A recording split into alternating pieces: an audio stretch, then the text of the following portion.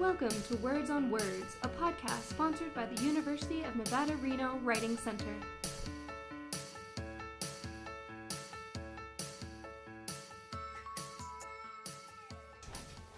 Welcome to the University of Nevada, Reno University Writing Center podcast. We have 4 of us here today. We all work at the Writing Center. I am Iris. I will be your host of this podcast by the UNR UWC. I am a English master's student with a research focus on rhetoric and literature of war from Vietnam to present.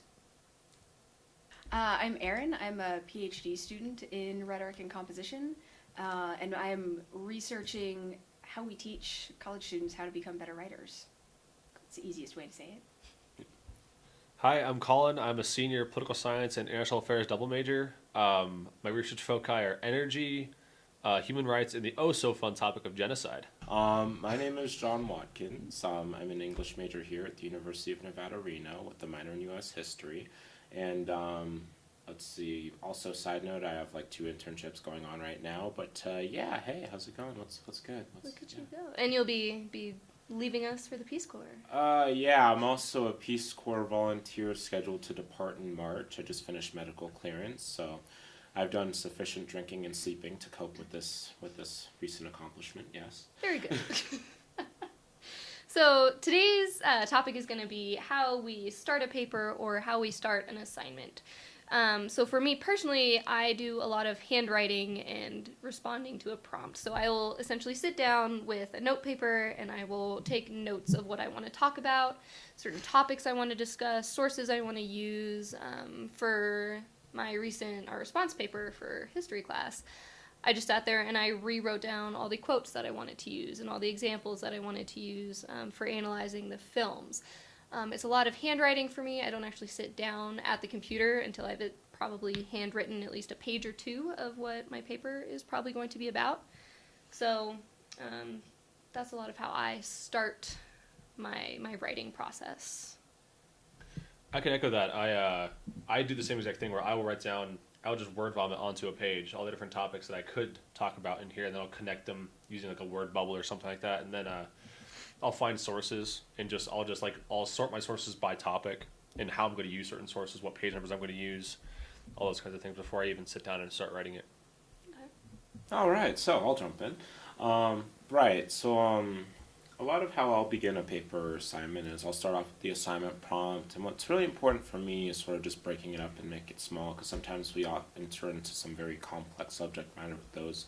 Taking a lot of the academic, pedagogical pros and just sort of putting it in my own language, and really ensuring that my assignment prompt, the work that results is very much in accordance with those things. So I start by breaking that up. I'll generate some topics, and, like Colin said, very nice approach. I do my research beforehand, after I take care of an outline and really get an idea of what it is I'd like to spend the next 5, 10, sometimes 20 pages talking about. So definitely breaking it up, making it small, give myself a place to start. So yeah. One should typically do their research before writing a usually. paper. Yeah, because see, that's what I'm thinking, and it's like, okay, I'm going to jump in and offer my own little dissertation on the field of thermonuclear physics, even though I can't tell you the difference between thermonuclear properties and the ingredients of a Hot Pocket, but yes. They're not very different. They're really not. They're really not. Both tasty. Yes. I'm like John. I start with the prompt first because what the prompt is asking for changes my process, actually. So I always pay attention to what words are used in terms of like what question I'm supposed to answer, if it's a description, summary kind of assignment versus an analysis assignment, versus making an argument about something. So if I have to argue things and need to do the research, I also do all of the research first. But yeah, so it depends on the type of writing that I have to do. Sometimes I do lots of handwriting, like both of you were talking about beforehand. If I'm doing something that requires me to synthesize multiple sources, I use lots of post-it notes and index cards to get my ideas down. I'm a really visual person, so I like being able to spread my ideas out and physically move them around to try and figure out where to focus or whatever. But if the assignment is just describe a thing or summarize this text, that's obviously different. And in that case, I usually do just sit at the computer I do free writing. When I'm on my laptop, I'll turn the font of my screen or of my document white so I can't read what I'm typing. Oh, interesting. It gets the word vomit out. I'm a chronic editor, so it will take me forever to get one sentence out if I let myself see what I'm writing. So when I turn the font white, I can't see it. I can see all the little red squigglies, so I know I'm doing things wrong. But I don't get caught up in trying to make that first sentence sound perfect, which will take me, a half an hour or an hour. And so I focus on getting the ideas out first and then go back and clean them up. But that's really different than if there's research involved, right? Yeah.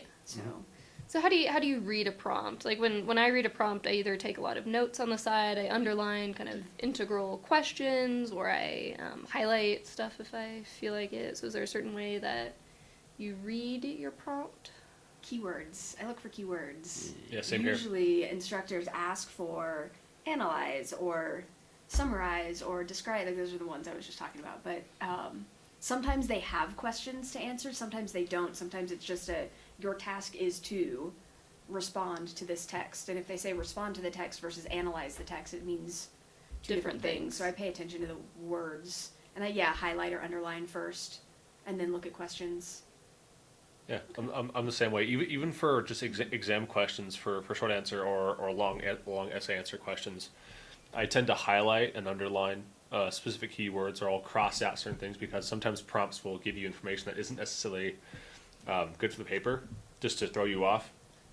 And I learned that in high school, just to highlight everything that looks like it could be important, and then I'll maybe like connect it back into my notes. So I'll color code those keywords using different highlighters just to color code how I'm going to use that information. Okay. Colors are useful. Yeah, absolutely. I mean, I might use a couple of colors there, but it really helps with that whole breaking it up and making it small approach. It's really isolating a lot of that complex subject matter and having a way into the assignment prompt, because it seems like whenever we get these assignment prompts, there's like these crazy walls of text. So I like to whip out my pickaxe and, just really go to town on it, just tell it who's boss. But yeah, so starting there and then really forming a lot of my research and questions and things that I want to discuss around those. You must deal with some very adversarial prompts if we're... Yeah. We need a pickaxe for Yes. them. It's their world. I'm just living in it. Can I actually ask, I'm going to ask John a question because I know something about Go his for writing it. process. You've mentioned to me a handful of times about being super task oriented. And so you're Yes. talking about breaking down the assignment. So how do you do that? How do you take a prompt that's asking for like a 10-page paper or whatever and turn it into manageable tasks? Right.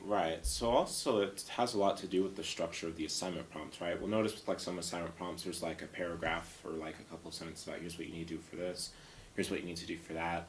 So I can shape a lot of my outline based on these tasks and principles. So, I'll maybe start a different sheet of paper, or I'll outline something on a receipt, because like I used to work retail, and it's just all I know. I like actually steal receipt paper from my old CVS locations. I'm like, can I use this for papers? And like, get out of here. I'm like, yeah, okay, whatever. So I'll begin a Can I quick use little... this for papers? It's like, this is for academic research. I don't need you to understand. Just give it to me. So, This is yeah. an emergency. I need this. I have a writing emergency, sir. I can't expect you to understand, but there are people's lives on the line here. You're lying. I know. So, I begin with that, right? But I'm a very task-oriented person, a very task-oriented writer. A lot of my academic endeavors are very much dictated by this. So I'll spend some dedicated time with the prompt, really figure out the key questions going on, the key subjects, and also perhaps take into account some of the subject matter of the course, right? Which is, where the assignment prompt comes from. So, in having all of these things together, right, so you go by paragraphs, and you break it down by sentences, and if you're looking for keywords, figure those out. Not so much just what the questions are asking, but why they're being formatted this way, and how they're articulating the subject matter that is subject for discussion within your piece, right? So when having those things in mind, it becomes very easy to sort of set that up and generate your outline, figure out what sorts of research things you want to look into. Also, having those keywords dictates a lot of like what you might plug into a search engine, or what you might be looking for on, UNR's amazing IGT Knowledge Center search engine website. Yeah, Nice that was plug. a shameless advertisement. But seriously, use that thing. We don't talk about it, but it is dope. Yeah, that thing is it'll start your party. So yeah. And what if there's a time where you don't have a specific prompt like that? Like I had a conference abstract to write, and that was so difficult because it's just write about this very broad subject, and do Exactly. something that sounds useful. So I went through so many variations of ideas of projects and then kind of started those and then realized that's not going to work. This Yeah. isn't happening there. So then you go back to the drawing board and find new ideas and kind of play with those for a little bit. So do you have any maybe strategies for how to approach a very broad prompt? Mine was just panic and write all your ideas that you can and then find one that spoke to Yeah. me. And Absolutely. Well, in times of trouble, I tend to plead the professor amendment. But right, I mean, these prompts are coming directly from the professor, and they likely have an idea of what it is they'd like you to write, having assigned the assignment, right? So don't be afraid to contact your professors and ask, oh, hey, I mean, I noticed you gave me this assignment prompt. It has some ideas here.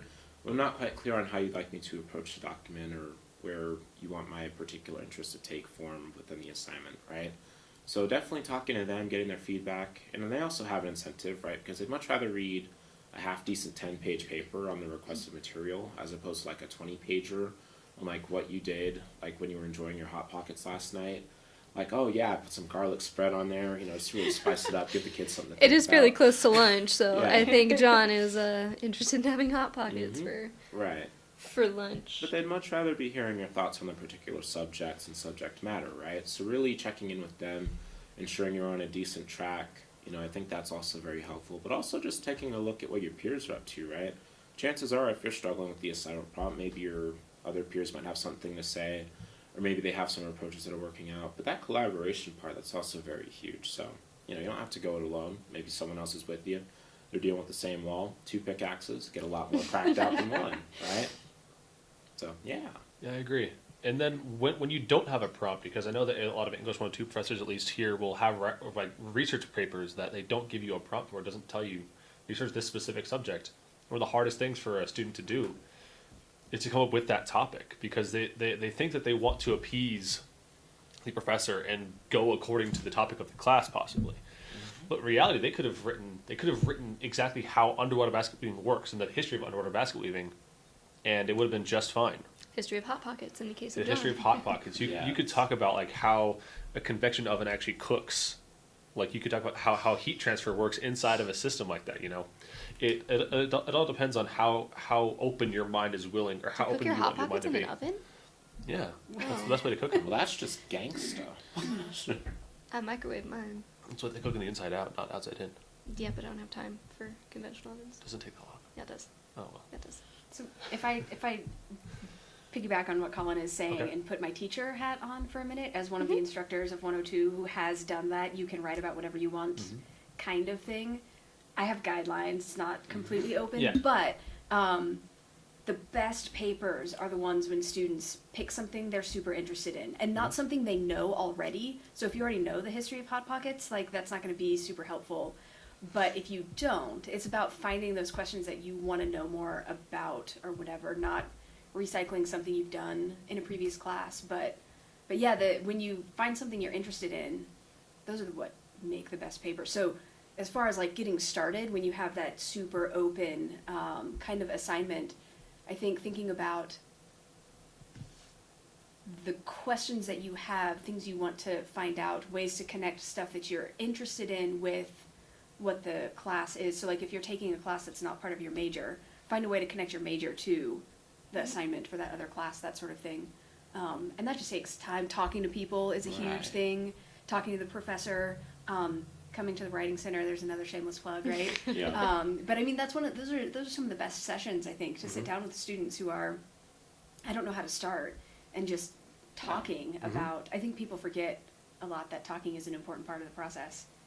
Yeah. Because they come with So- your own answers as you Yeah. create them. And when I took a creative writing class in high school, they told me that I just had to write just poems about anything I wanted. So what I would do is I would go to Walmart and I would sit on one of the benches and just watch people come in.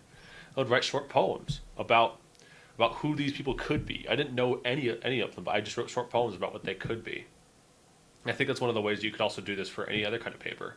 Is just think about, what would I want to know about this subject had I been given this prompt? Like, what would I be interested in? As a political scientist, one of the things I always think about is, how is human nature affected by these certain actions? How is human nature actually applied in certain policies? It all just comes from that stem of thinking. It's just thinking about what would I want to know if I were in this situation.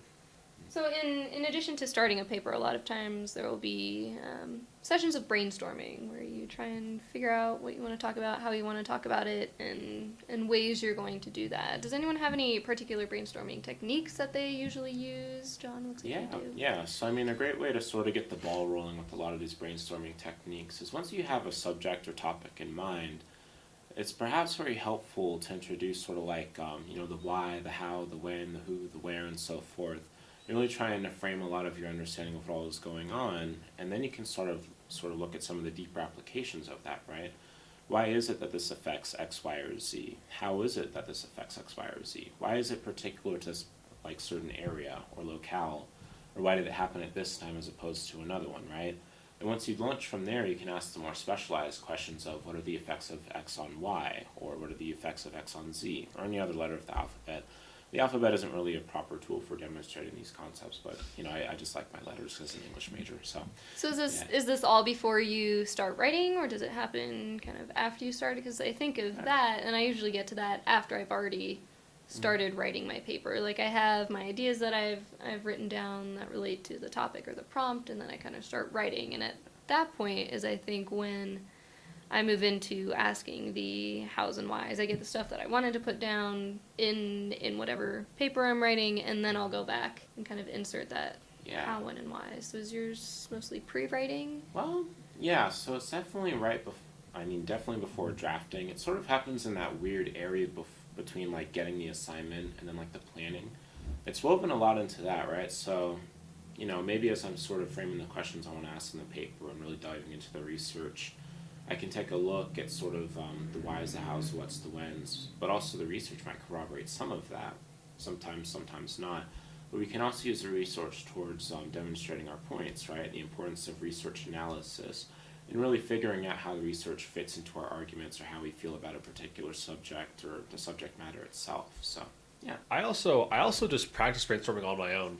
As someone with ADHD, I think one of the best things possible for me to do is to look at specific words just anywhere in the world and then just think. I will just sit in a stationary position and just think about that one thing for hours. Like meditation. Yeah, I'm basically meditating. Like, so for example, if I want to talk about blonde, I'll talk about the differentiation between blonde, black, and brown hair, and then I'll go into how exactly dominant and recessive genes work, and then I'll just a snowball effect, just going down the rabbit hole in my own mind, and I do this constantly so that when I do reach a point that I need to write about specific topics, I already know how to break that topic down to its most finite portion. How exactly it will affect something that is like 100 generations down the line in terms of thought. Mm-hmm. And then I'll also create word maps. So those little word maps that they have on like Tumblr and Pinterest, where it'll be like larger words and then bigger words, and just in terms of like how important they are. I will do that just on a scrap of paper, like any paper I can find, or on a whiteboard, or on my own arm sometimes. just like if I have an idea, I'm gonna put it somewhere because I'll probably forget it, because with ADHD, I have thousands and thousands of thoughts a second. Well, that's the problem I have with talking, is I'll talk to someone about my topic, and then I'll go and I'll be like, crap, what did I say? What did we say? What happened? This is where carrying around receipt paper from CVS can come in handy. Uh-huh. I need to contact my local CVS. This is something that when my undergrad was in creative writing, and that was one of the things that I learned there, was to always carry around paper and a pen, so that when something caught my attention, I could write it down, so that when I got those assignments later on, I had sort of a set of things to go to. But that's like, I was writing a lot every day, so it's sort of part of my life anyway. Now that it is less that way, I'm a huge fan of the bubble diagram thing. Spider chart, start with your question in the middle, and then all of the ideas around it, and try to come up with as much as possible, and then go back and erase the stuff that doesn't matter and group the things. That's where my Post-it notes come in handy. But I've tried writing some, like the memos on my phone if I have something that I really like, or on my tablet or something like that. Yeah, That's totally. just, I don't know. Perhaps I'm too lazy, but I'm just like, I'll do that later. That requires motions and energy and moving. It's terrible. Because I mean, it's just like so much of the thinking process, especially in terms of writing, happens like away from the page, right? Mm-hmm. Maybe we're standing in line at a Walmart and we think, oh, hey, this could actually do wonders for my point on like the Haymarket bombing of 1866. Or like, you know, how History of mass hot pockets. consumerism fits into understandings of morality in a postmodern society. Or some other insanity that I'm just walking down the street and it's like, I forgot to go shopping today. I wonder what this says about human work habits, right?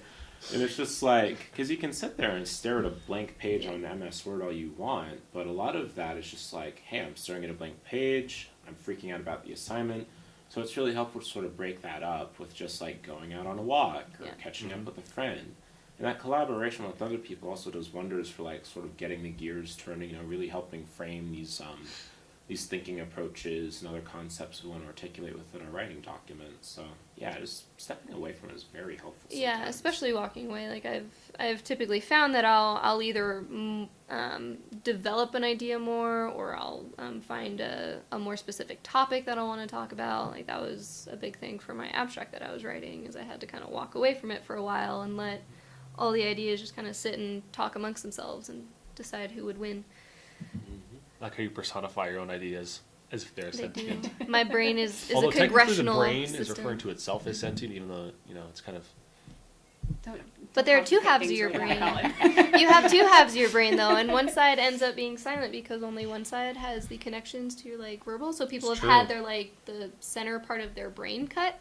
They actually will respond to questions differently when, like, only one side's allowed to right. view stuff. That's cool. Crazy cool. Okay, smooth talk though. Seriously, when you said ideas fighting against each other, did nobody else picture a Mortal Kombat scene? Yes, I did. Finish it. And like one idea just like goes KO. to town. Get over here!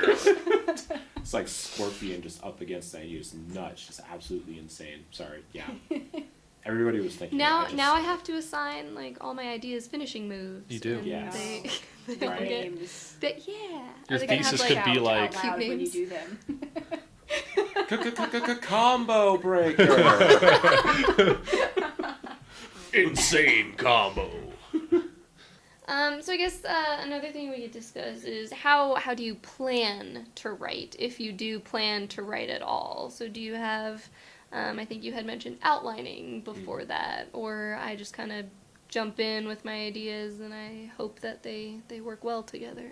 I don't plan at all. Okay. I honestly never allot time for myself to write. Whenever I have an idea, because like I said, I'm constantly thinking about at least something, I will just sit. It doesn't matter where I am. I once sat in a park while I was walking and just sat and wrote You sat something while down. you were walking? I sat down, stopped walking, Okay. and sat down, just I was literally in with the you. middle I of the understood. walkway. I understood completely. Yeah. I just couldn't get over, like, a sitting position and walking. I was like, that takes some, like, So- strength. Yeah, Yeah, I would serious just- leg muscles. I would just sit down, anywhere I am, and just write out whatever I just thought. If I think it's going to be important for something else, I never actually, someone's like, okay, at 5 p.m. I'm going to do this. And as a creative writer, that's sometimes difficult because when you have deadlines, like I was just do. gonna say, even for academic papers, that's a dangerous habit. Of course it is, yeah. But I'm a horrible procrastinator, and I have been my entire life. And it's really funny to think about how far I've gotten and how much writing I do now. And what I do now with this dissertation that I'm working on, which is a gigantic project, and how different it is. I've had to force myself to set blocks of time. So I'm on campus from about 7:30 to 5 every day. And half of that time I'm in the writing center, and half of that time I'm writing, no matter what. It's the only way I've been able to do it to get things done. But normal classes, no, I would spend I'd brainstorm. I'd spend a ton of time on that, and as soon as I had my idea, knew what I was going to say, I just let it sit forever. And then, 3 days before the paper was due, would try to crank it out in really unhealthy 12-hour blocks. Oh, God. And Yeah. it's really not the best habit to have for a lot of reasons, but it's so much, now that I've gotten in the habit of like, these are my writing times and I'm going to do it, it's so much easier. I wish I'd learned that when I was 18. Right. And never mind, I'm not going to say how old I Yeah. am. I always try to have writing times. Like I don't have classes until the afternoon. On Mondays I work in the afternoon. So I usually take my mornings, because that's for some reason when I'm able to work on stuff, either early in the morning or very late at night when I want to go to bed. So I have those mornings and I use that for reading and doing homework, and having that chunk of time that you've already dedicated to that makes it easier, because it's not like you're taking away from your Saturday that you had planned, or taking away from a certain day where you could be playing BioShock or something and doing homework, because BioShock can be a whole lot more appealing than writing a paper. I think one of the things too with that is figuring out, like you just said, mornings, right, or late at night, like knowing what time of day your brain works best. Yeah. Can be a huge Definitely helps. thing. Yeah. Yeah. I'm also a morning person. But I can't do anything, like if I had to work, like when I work in the mornings, I'm just so not here. But That's true. like at home, I'm like, okay, because it's like quiet time, so Yeah. I'm not like super hyper and thinking about like 70 million other things. So like if I try to work on stuff mid-afternoon or like early evening, it's not getting done because I can't focus on it. So yeah, finding those times where you know that your brain works, or you have quiet time, or you're able to kind of sit and focus on something, that's very important. Yeah, I mean, on that same note, I mean, this might even also open up a conversation like the environments where we choose to do the writing and putting and so Yeah. forth. I myself, I mean, I'm very much like a night write person, right? So, I mean, once I have all my day stuff done and I have all my tasks out of the way, I mean, in dealing with that assignment prompt, I also try and set up like writing like component blocks. So like maybe I'll have 3 hours after classes for like planning, or like assignment prompt deconstruction. Not 3 hours for that because it usually takes like 30 minutes. You block yeah. 3 hours, you take 30 minutes, then you take the other 2.5 hours. Yeah, and yeah, but like, nap. so I mean, because when I do the writing process, like I dedicate all resources to that thing, right? Like, I'll give you a case in point. When I was doing that paper on like the Chicago hay market bombing of 1866. I forgot how to compose syntax There's there. some Chicago's and Yeah, a hay and there bombs was hay involved. and I'm not sure what else bombs. is Was there going on. even was there people. even hay involved in that? I don't. There really wasn't. I don't know where they got this hay thing, but I digress. Oh, it wasn't like Jorge Haymarket and he like had a place that okay. It's like Fat Albert made it came to the hey market. Yeah, no. No. Yeah, no. It is now. Right. So, I mean, I have these set of dedicated blocks, but see, like, the paper wasn't due for another, like, 2 weeks, but I like to knock my things out early because I'm not quite sure what'll be happening. So when I find the time... John's the opposite of me. Yeah, because, like, my life is very much unconstant. It's very dynamic. It just sort of shifts on a dime, so I have to be ready to, like, take care of things, have things handled before more stuff pops up. How responsible. I know. Yeah, because, Wow. I mean, it's either that or, you know, I mean, a lot of that has to do with how I grow up and so forth, monthly reports to mother, yada, yada, yada. But with the writing process, my own one, so I definitely need quiet places to work, right? Or, you know, I'll pop in my headphones, crank up my jazz. Miles Davis has really helped me through some difficult times with my writing. But, like, so it all With takes the writing. place. Yeah. Yeah. Like, it all takes place on a computer, right? I just get out a monitor, and for one writing assignment, I might have, like, 6 different Microsoft Word document windows up. Oh yeah, me too. Yeah, because, like, I mean, one for my research, one for this idea, one for that idea, and I just sort of weave that narrative together as I synthesize. And this happens overnight sometimes, because with that 20-page paper, like, I try and get it done in, like, 1 or 2 dedicated sittings, or for 8, 10, maybe 12 or 14 hours, I'm just sitting there synthesizing and writing overnight. It kills me for the next day, but I know that I got it done, right? So then I just like maybe crash for an hour. Then I have my 9 a.m. class, or I have my noon class. But then I might come back, and then the proofreading, that sort of happens over a span of days, maybe perhaps weeks if applicable. But just really getting out all of the ideas, weaving in the research, drafting the actual verbatim paragraphs, then having that revised over a longer stream.